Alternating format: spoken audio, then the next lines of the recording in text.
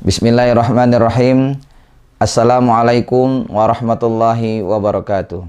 Alhamdulillahi rabbil alamin. Anzalal Qur'an bil hikmati wal bayan. Al-mabdu'u bi suratil Fatihah wal makhtum bi suratin Nas. Asyhadu an la ilaha illallah wa asyhadu anna Muhammadan abduhu wa rasuluh la nabiyya ba'da. Qala Allah ta'ala fi kitabihil karim. A'udzubillahi minasyaitonir rajim. Bismillahirrahmanirrahim. Qul li ibadiyallazina amanu yuqimus shalah wa yunfiqu mimma razaqnahum sirran wa alaniyah min qabli ayyatiya yaumul la bai'un fihi wala khilal. Sadaqallahul azim.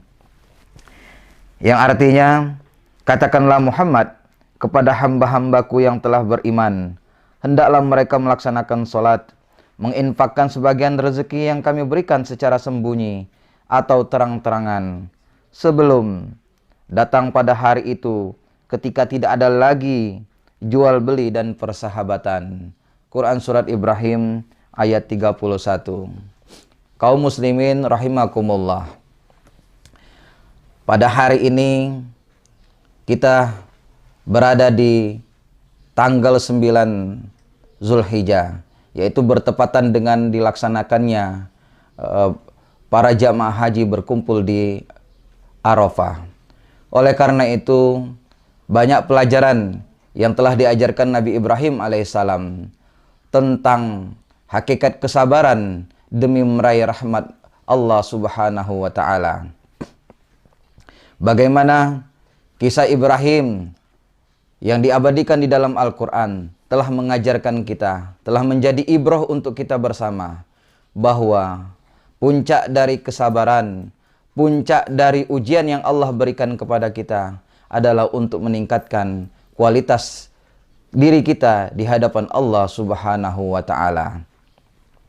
Bagaimana proses yang pernah dilakukan oleh Ibunda Siti Hajar, lari-lari kecil dengan penuh pengorbanan, kondisi tubuh yang semakin lemah karena habis melahirkan. Tidak ada bekal makanan, bahkan air susunya sudah kering. Sedangkan anaknya, bayinya, penuh dengan tangisan karena kehausan dan kelaparan. Sehingga terjadilah peristiwa sa'i, yaitu lari-lari kecil yang dilakukan oleh Ibunda Siti Hajar hanya untuk meraih pertolongan Allah subhanahu wa ta'ala. Dan itu dijadikan salah satu rangkaian ibadah haji yang dilaksanakan oleh kaum muslimin. Kemudian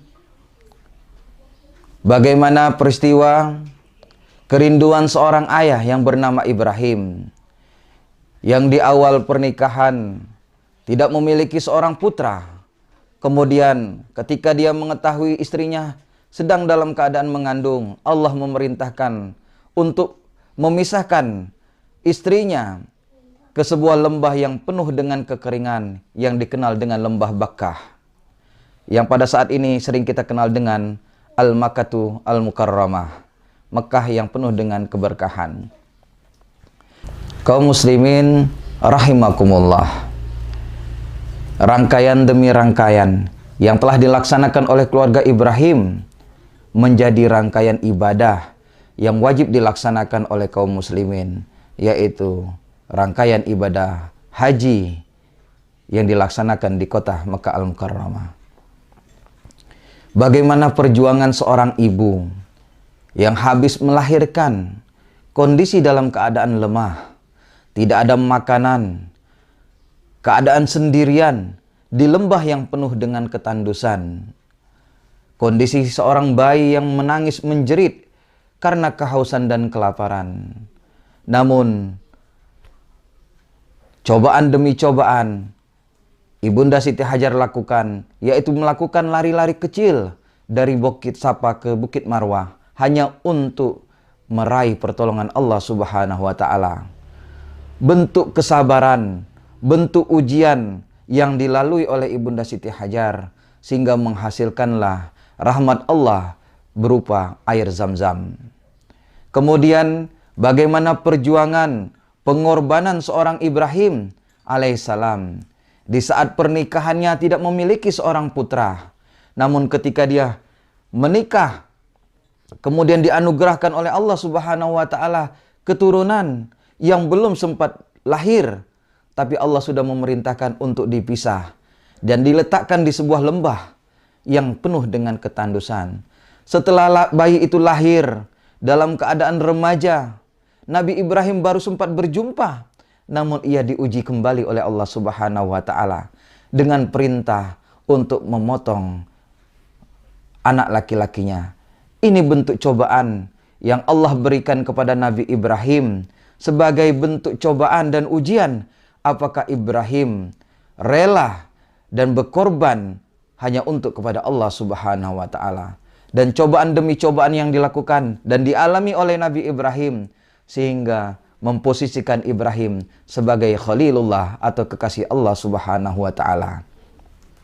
Oleh karena itu, kaum muslimin yang dirahmati oleh Allah Subhanahu wa taala, kondisi kita sekarang ini tidak jauh berbeda, di mana kita sedang dialami atau sedang mengalami musibah demi musibah.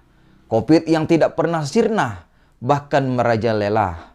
Banyak pengangguran, ekonomi yang semakin hancur, bahkan untuk makan saja kita tidak memiliki, bahkan harus mencari pekerjaan melebihi dari yang biasa kita lakukan hanya untuk mencari sesuap nasi.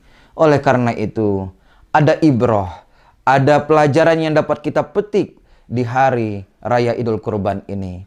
Bagaimana rasa sosial kita, bagaimana rasa empati kita kepada kaum muslimin yang lain itu diuji dengan bentuk pengorbanan, pemotongan hewan kurban.